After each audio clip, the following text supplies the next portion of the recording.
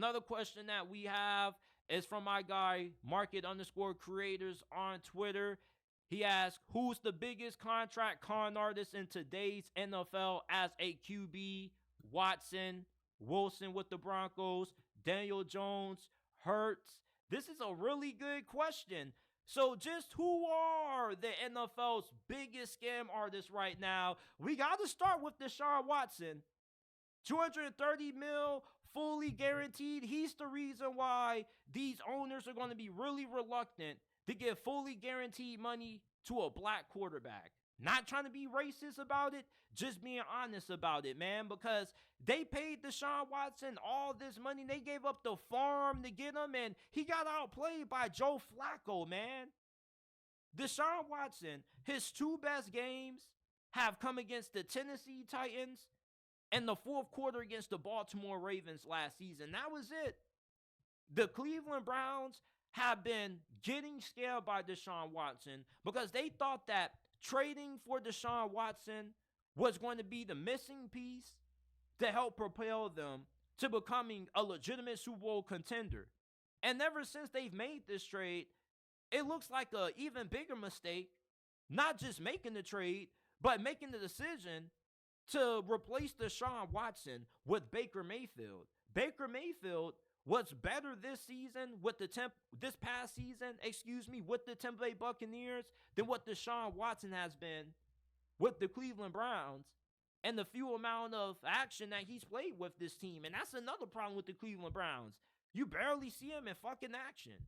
The dude gets injured so damn much, and he isn't the same quarterback now that he used to be when he was playing for the Houston Texans. I don't know what happened to this dude. And I'm not saying this dude is a bad person. I'm not trying to crap on him as on an individual because we never will know the truth to the situation. All I'm going to say is this. There were a lot of accusations that came out against him, man. And it's a numbers game with me. Not saying that he was guilty of all of them. You're guilty. You're only innocent until proven guilty, and he hasn't been proven guilty of any wrongdoing. But I'm just saying, it's a numbers game. I'm going to leave it at that. Take with that information as you will, but it's a numbers game. A lot of numbers out there, and the numbers overwhelmingly say, this dude he was doing some wrong. You feel me? So the Cleveland Browns, you thought that you were going to get a quarterback that was good enough to take you to being a Super Bowl contender, but all you've been is pretty much stuck in the same situation that you were when you had Baker Mayfield, a good middle-of-the-pack team that can get to the playoffs, maybe win in the wild card round, but you're not going to make it any further than the divisional round. And what scares me is that Joe Flacco played better than this dude, man. The dude that we haven't heard from in years comes off the couch and all of a sudden is better than the dude the Browns are forking out $230 million fully guaranteed to. Deshaun Watson is the reason why these owners are going to think twice about paying quarterbacks that have this dual threat label fully guaranteed money. You see, Jalen Hurts didn't get a fully guaranteed deal. Neither did Lamar. I believe Deshaun Watson is a big reason for that. Daniel Jones, come on, man. We all knew when the New York Giants decided to extend Daniel Jones last offseason, it was a huge mistake. We all knew it. It was the equivalent to when the Jacksonville Jaguars decided to give Blake Bortles an extension after he helped them get to the AFC Championship. You see, Daniel Jones is a quarterback that is only as good as the team around him. You have to do way too much for this guy to be good. And the only reason he looked decent in 2022 and he led them to a win in the wild card round over the Minnesota Vikings, who were the most overrated team in NFL history based on record, was because the Giants didn't really play any good teams. And anytime they did play good teams, they weren't really all that great. Because you saw they got the shit kicked out of them the following week against the Philadelphia Eagles. And every time the New York Giants play against good teams, it's just a one-sided affair. Mainly because you don't have a good quarterback. Daniel Jones There just was no reason to pay him. There was no team in free agency that was going to give him the kind of contract that the New York Giants gave him. And reportedly, the owners wanted to keep Daniel Jones around because he reminds them a lot of Eli Manning. They look at him in the face and they saw Eli Manning. They saw the dude who was able to beat the GOAT 2 times in the Super Bowl. They saw one of the better playoff quarterbacks in NFL history when they looked at Daniel Jones in the face. You mean to tell me Daniel Jones isn't one of the biggest scam artists in the NFL right now? Because he has to be. Him and Deshaun Watson are jockeying for the title of the best scam artists in the NFL right now, because they both making it look really good right now, doing it fairly easy. I mean, goodness, bro. Like, how big of a scam do you have to be to fool a team this badly, bro? They just gave this fool an extension last offseason. Now they're contemplating drafting a quarterback at 6. They took J.J. McCarthy out to a private dinner. Do you not know how insane this is? You taking J.J. McCarthy and these other QB prospects out to private dinners when you just gave Daniel Jones an extension last offseason. That is insane. And I know Daniel Jones ain't caring because, I mean, he's scamming them. What do you expect? He's getting $40 million a year. $40 million a year. And he's one of the worst quarterbacks in the league. Like, the dude is a low-end starter. No way in hell should a guy like him be making this kind of money. And that's why the Giants are trying to find a way to make the most out of this situation. Because they definitely effed up when they paid him. They effed up the moment they thought it was a good idea to give him that money. And the day he put that pin to the dotted line, yeah, that's instantly when the Daniel Jones heist reached all-time peaks. I can't believe this, man. And they do got a potential out. But even in the potential out, they're still going to be taking a big hit to the chin, man. Does it piss you off how much you pay for your monthly phone bill? Why are you getting frustrated when our partner Mint Mobile has plans as low as $15 a month that give you unlimited talk and text on the nation's largest 5G network? Stop getting frustrated with how much you spend on your monthly phone bill and go to trymintmobile.com/JTSports and description and pin comment down below to get access to premium wireless for only $15 a month. That's only $15 a month.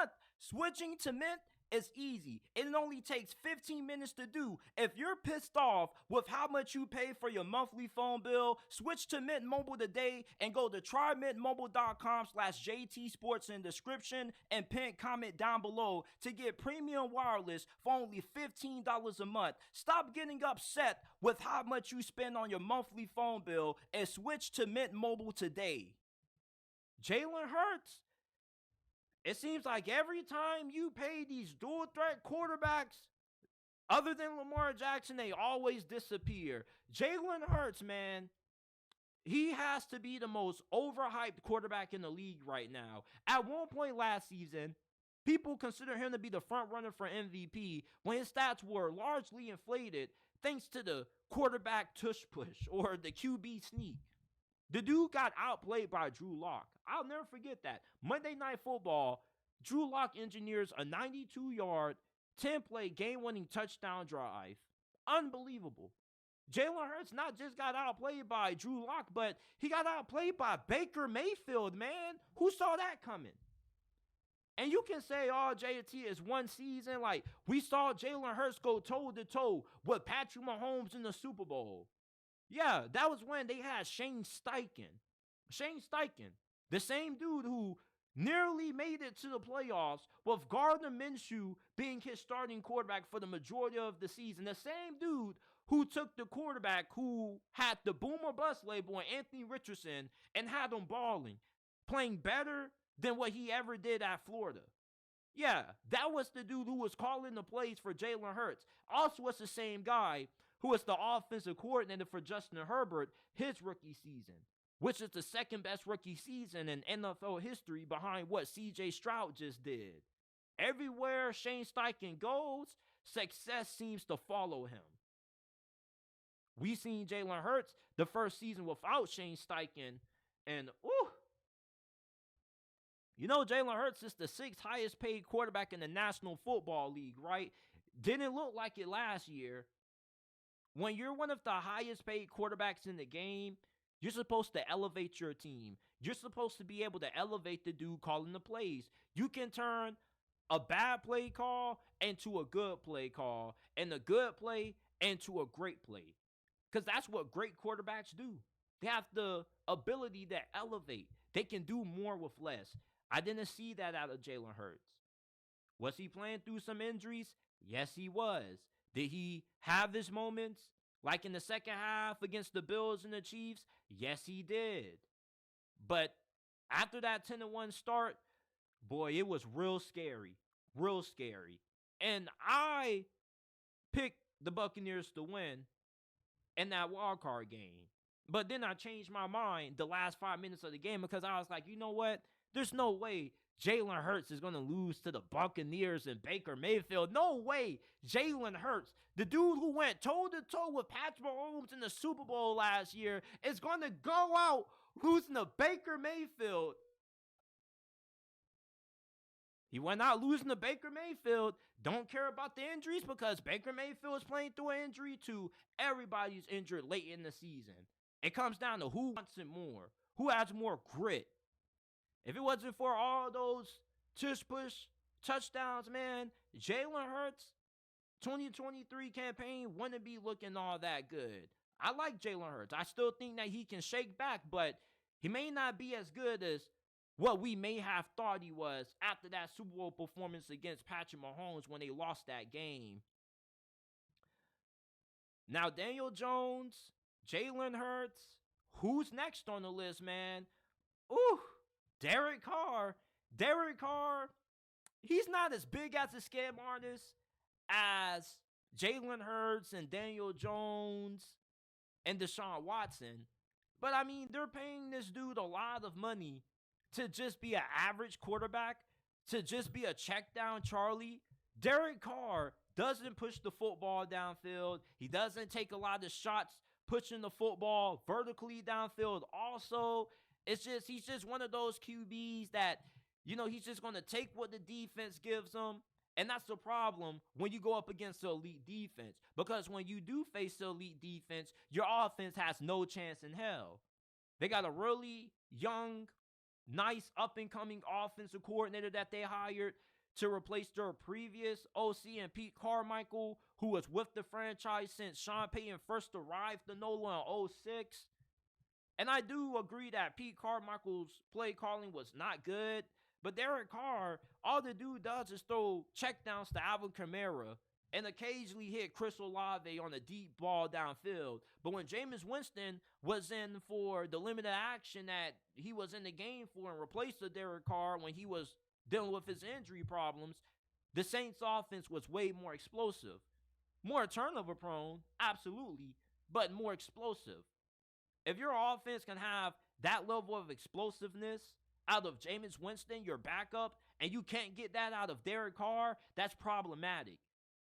If I'm paying this quarterback this amount of money, which, isn't a lot compared to the current state of the quarterback market in the NFL, but Derek Carr doesn't elevate New Orleans. Derek Carr was signed with the thought that he was the missing piece. He would be the answer to New Orleans' quarterback problems. He would help stabilize the quarterback position and lead them to the playoffs. Bro, he got outplayed by Baker Mayfield. Baker Mayfield was playing on a vet minimum last year, man. Are you kidding me? You really mean to tell me that Derek Carr isn't scamming the Saints right now? You thought that their general manager, Mickey Loomis, gave Derek Carr this contract with the thought of, we're going to pay all this money for you to get outplayed by Baker Mayfield. Are you kidding me? Bro, if you don't think that Derek Carr scamming the Saints, I don't know what to tell you. But it's pretty obvious he is. He easily should have been the best quarterback in the NFC South last year. Why do you think some people were saying that the Saints were dark horse Super Bowl contenders because they had Derek Carr. You look at that division and you go, bro, they easily have the best quarterback. No way they don't win that division. No way. They had the best team, best quarterback, and still didn't win the division and still missed the playoffs because of Mr. Check Down Carr. There's a reason why the Raiders got rid of him. And I think that you Saints fans are going to start seeing more and more of the reasons why Josh McDaniels and Las Vegas gave Derek Carr the pink slip. He's not that good of a QB.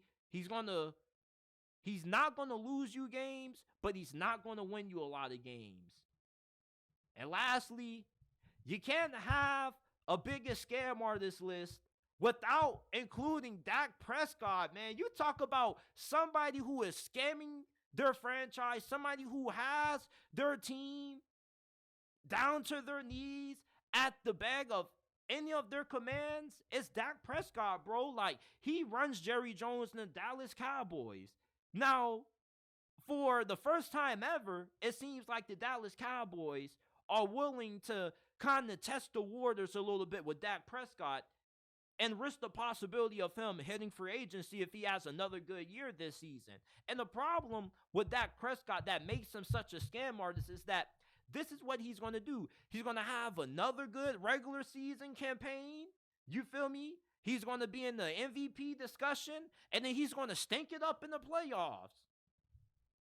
And then he's going to ask to be paid like one of the highest quarterbacks in the game because he's going to say, I was an MVP candidate. I played at a high level during the regular season. You cannot pay me what I'm not asking for because I'm producing. And you never know. I could always figure it out in the playoffs. We've seen guys like Joe Flacco win. Why do you think I can't get it done? You know, maybe it's a you problem and not a me problem. Dak Prescott could hit the Cowboys with that. But no matter what, the Cowboys are just going to be in a bad position when it comes to Dak Prescott because he's a good enough quarterback that it's hard to find a good replacement for him unless you just roll the dice and gamble that the dude you see in the draft or the dude who's behind Dak Prescott is going to be better. But the problem with keeping Dak Prescott is that you reach a certain ceiling with Dak Prescott. No matter how good Dak is, once you get to the playoffs, you're going to be an early exit. The furthest you're going to get with Dak is the divisional round. That's it.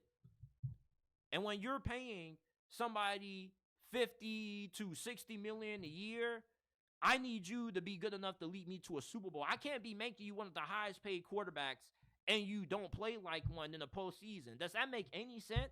Like, it makes no sense how Dak Prescott could end up being one of the highest paid quarterbacks again, making anywhere between 53 to 60 million a year. He'll be getting more than Josh Allen and maybe Lamar Jackson next year with what he could potentially be making. And yet, the Cowboys are going to be forking over elite quarterback money to a quarterback that's not elite.